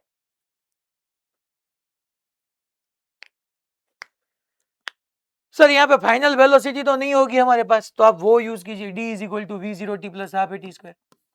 यहां से यहां तक का डिस्टेंस d है बच्चों, आप ये टाइम ऑफ डिसेंट के लिए शायद v is equal to V zero plus A T, ऐसे करोगे तो फाइनल वेलोसिटी यहाँ पे आपको नहीं पता है, इनिशियल 0 है, तो आपको क्या करना है, d is equal to v0t plus half at square, यहाँ से d तो आपका पीछे का जो क्वेश्चन है वही यूज करना है, तो टाइम ऑफ डिसेंट मिल जाएगा यहाँ से। क्लियर हो रहा है यहाँ पे टाइम ऑफ डिसेंट कैसे निकालना है?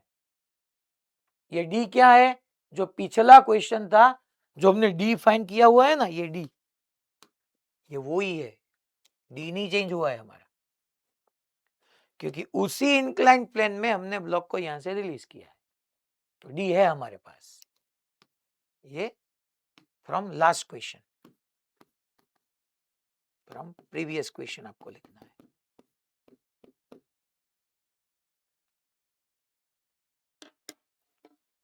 सो काइनेटिक फ्रिक्शन के लिए जो रिक्वायर्ड था वो हमने डिस्कस किया। नेक्स्ट लेक्चर में आप ये सब रीड करके आना, फिर यहाँ से हम आगे बढ़ेंगे, ठीक है? चलिए, थैंक यू।